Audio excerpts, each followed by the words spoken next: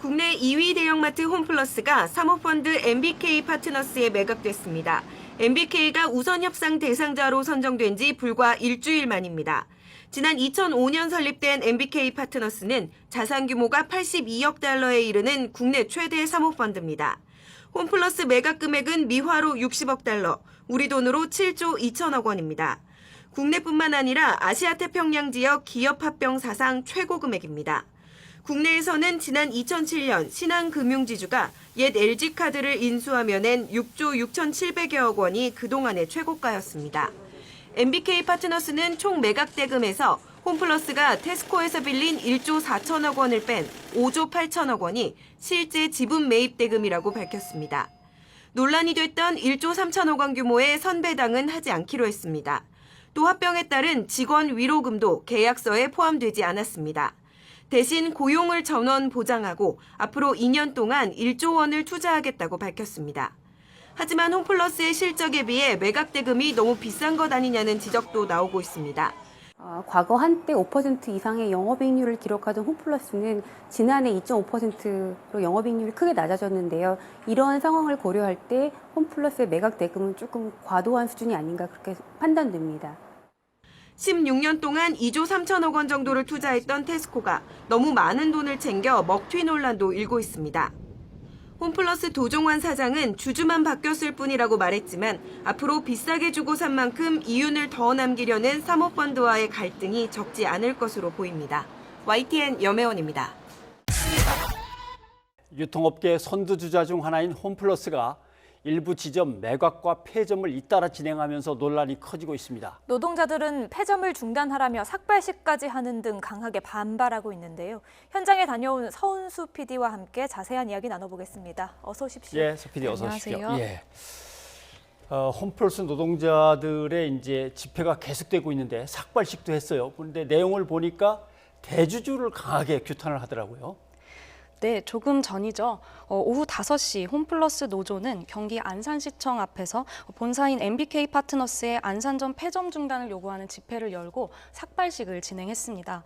홈플러스 노동자들의 삭발식은 지난 13일 MBK 본사가 있는 서울 광화문 D타워 앞에서 처음 한 뒤 오늘이 두 번째입니다. 예. 네, 앞서 오전에는 서울 광화문 일자리위원회 앞에서도 기자회견을 열고 정부의 대책 마련을 촉구했습니다. MBK가 지난해부터 경기 안산점을 포함해 홈플러스 5개 지점의 매각을 완료하고 폐점 절차를 진행하는 것에 강하게 반발하는 건데요. 정민정 마트산업 노조위원장의 이야기 직접 들어보시죠. 투기자본 MBK와 홈플러스는 지난해 4곳의 알짜 매장을 매각 처분한 데 이어 올해도 대구 스타디움점과 부산 가야점 폐점 매각을 발표했습니다.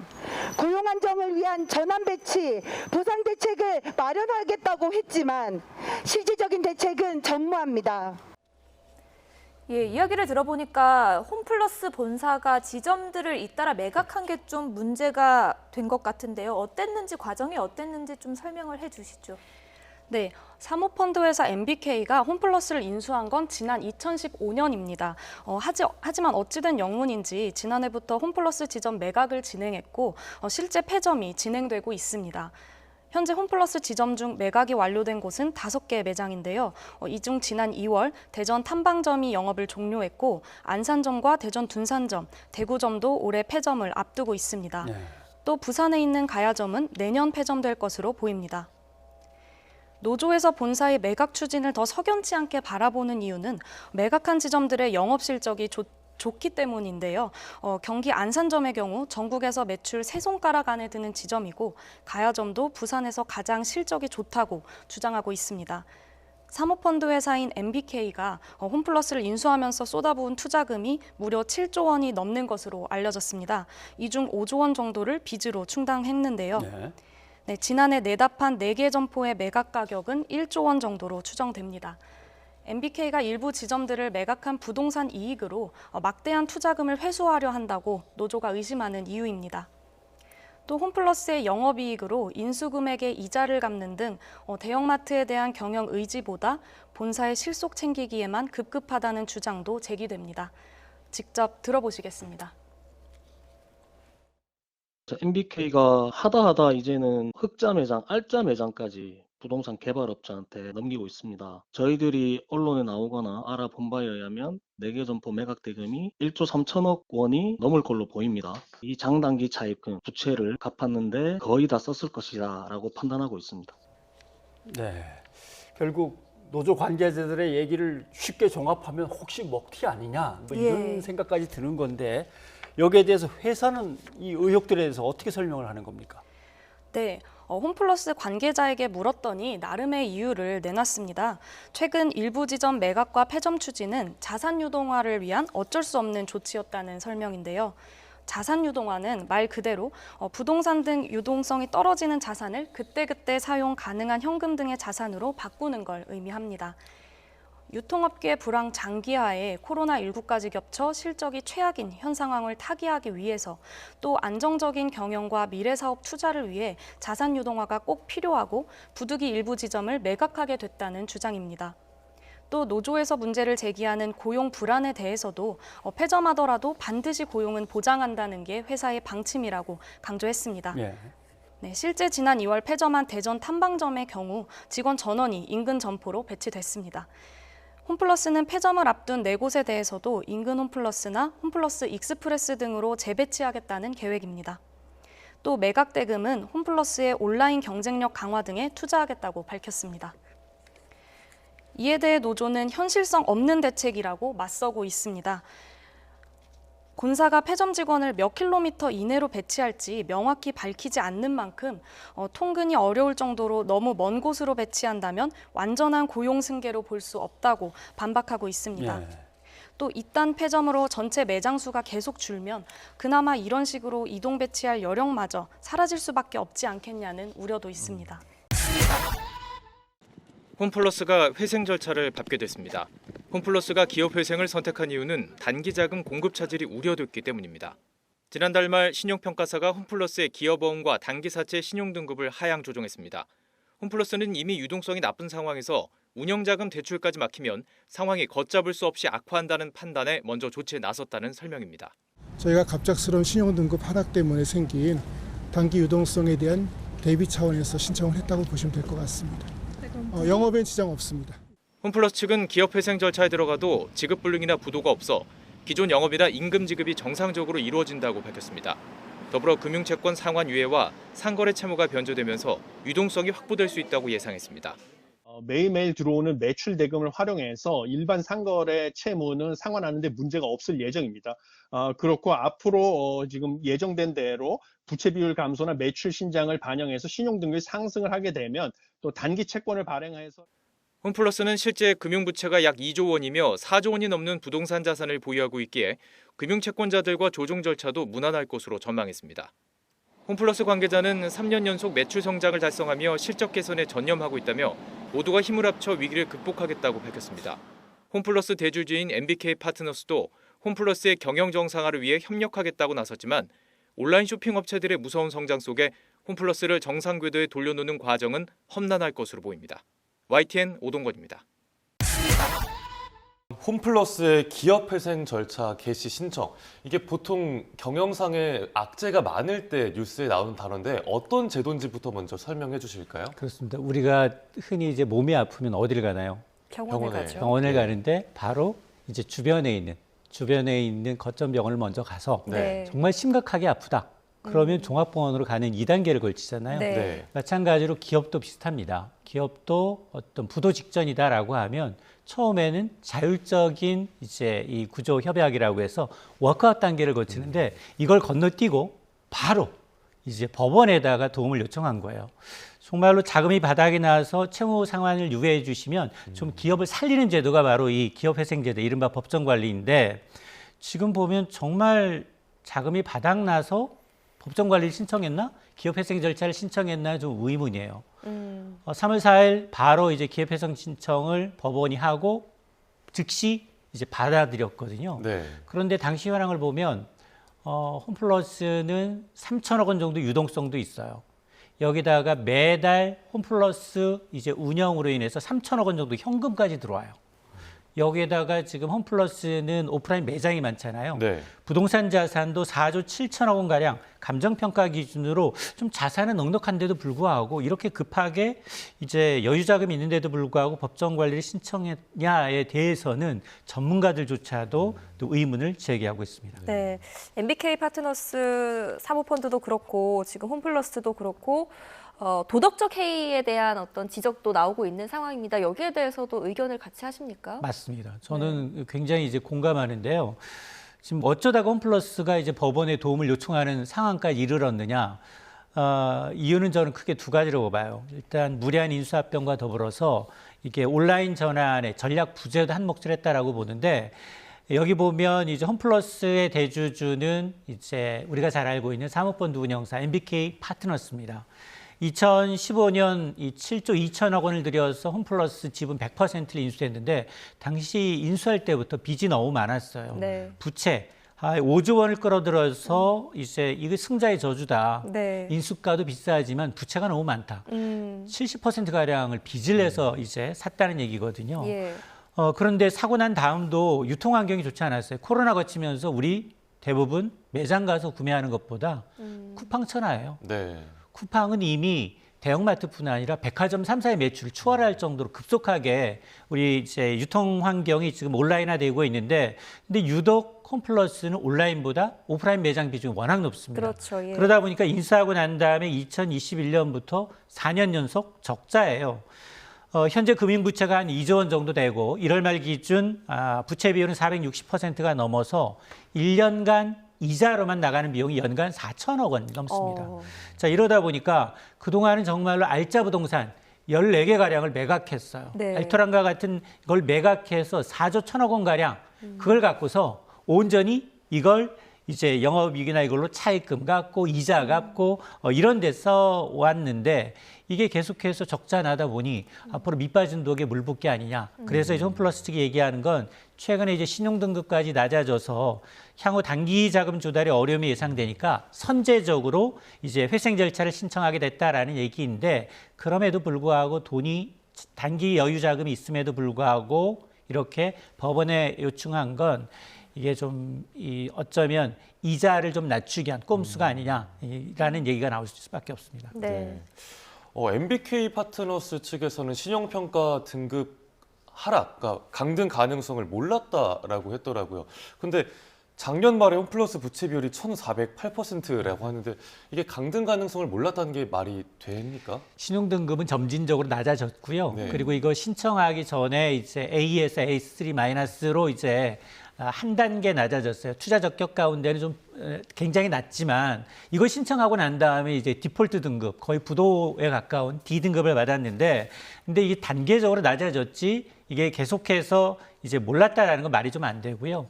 그리고 또 하나 이제 앞서서 이제 모럴 해저드 얘기를 해주셨는데 기업회생 절차를 신청하게 되면 모든 부채가 동결돼요. 근데 그 직전까지도 개인 투자자, 기관 투자자를 대상으로 단기업 이게 담보가 없기 때문에 네.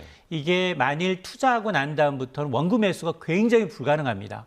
실제로 이제 이 투자한 투자사들의 경우에는 투자한 원금의 80% 정도는 못 받지 않을 거예요. 못 받을 것으로 이미 상계 처리를 하고 있어서 상당히 좀 이 도덕적 해이의 논란도 이제 커질 수밖에 없는 사안입니다. 네. 네, 홈플러스가 지난 4일 기업 회생 절차를 기습적으로 신청한 뒤 파장이 일파만파 이어지고 있습니다.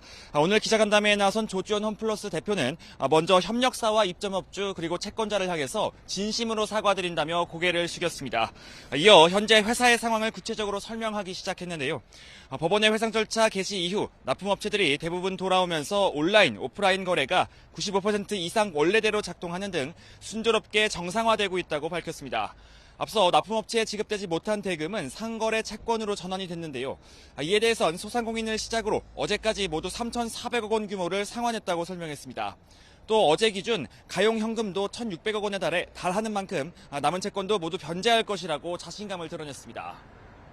네, 그렇습니다. 홈플러스는 지난달 28일 예상치 못한 신용등급 강등으로 현금 유동성이 떨어졌고요. 어쩔 수 없이 3일절 연휴 동안 준비해서 지난 4일 기업 회생 절차를 신청하게 됐다고 설명하고 있습니다.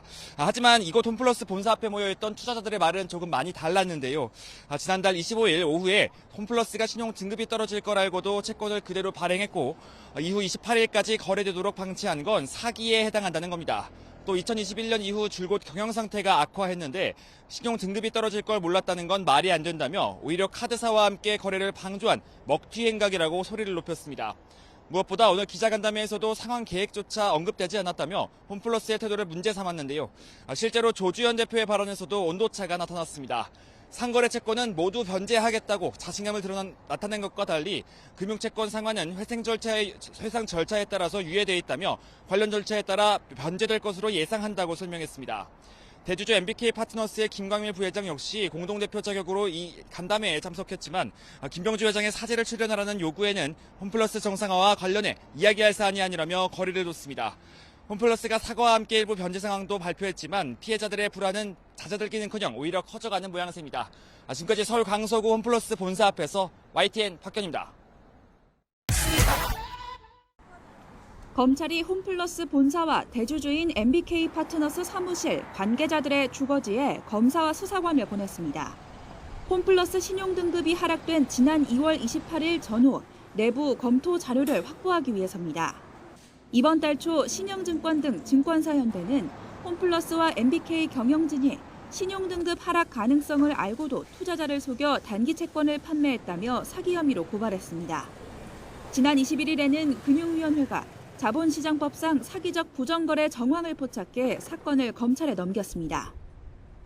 홈플러스는 지난 2월 28일 신용등급이 강등되기 불과 사흘 전까지 증권사를 통해 800억 원대 채권을 판매했는데 신용등급이 하락하자 나흘 만에 법원에 회생 절차를 신청하면서 채권 채무가 모두 동결됐습니다.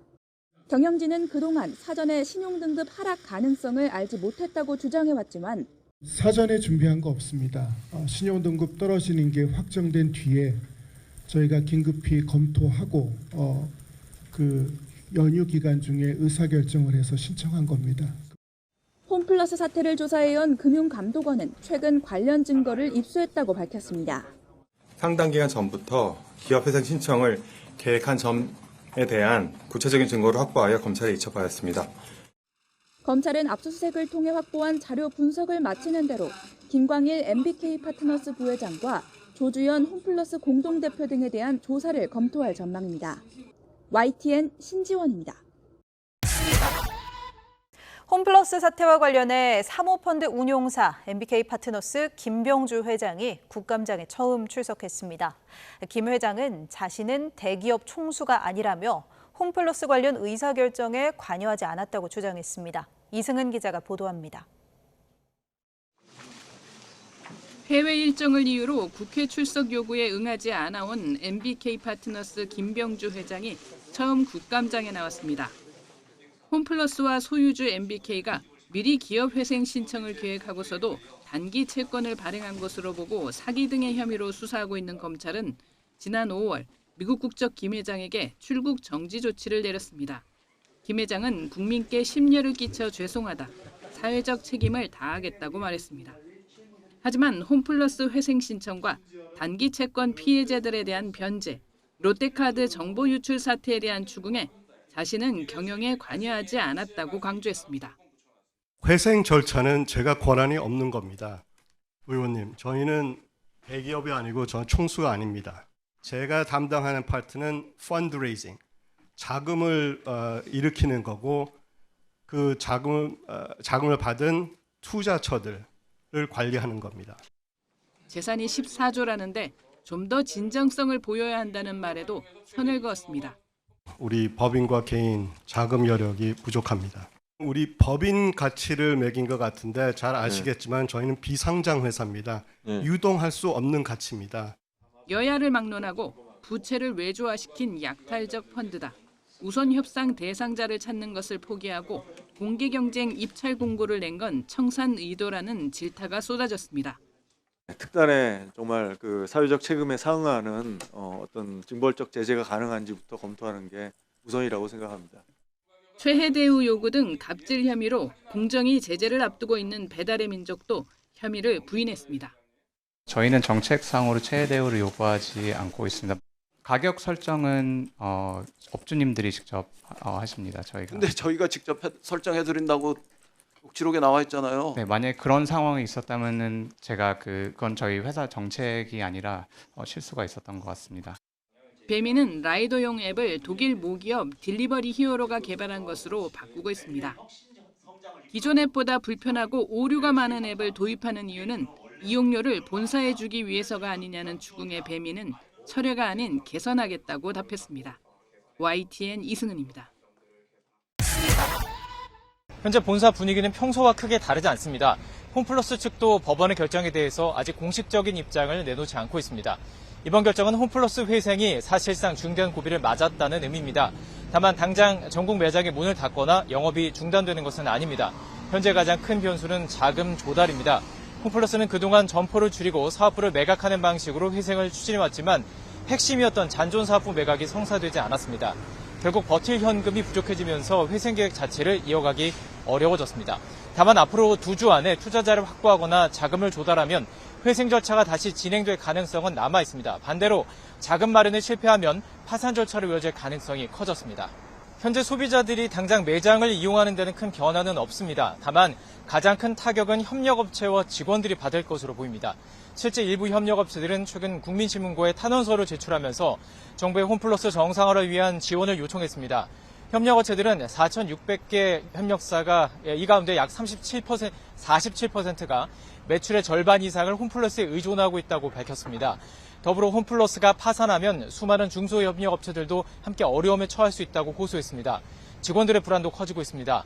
지난 4월과 5월 임금이 예정보다 늦게 지급됐고 6월 급여는 아직 지급되지 않은 상태입니다. 마트산업노조는 이번 결정이 대주주 MBK 파트너스와 채권단 메리츠는 물론 정부까지 책임을 다하지 못한 결과라고 주장하며 앞으로 14일 안에 공적자금 투입 등을 포함한 회생 대책을 마련하라고 촉구했습니다.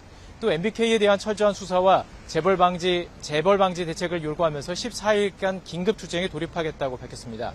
현재 직원은 약 12,000명 정도인데 투자 유치가 무산돼 파산 절차가 현실화될 경우 대규모 고용 불안으로 이어질 수 있다는 우려도 나오고 있습니다.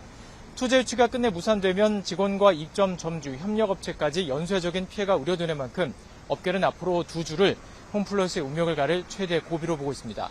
지금까지 홈플러스 본사 앞에서 YTN 오동건입니다.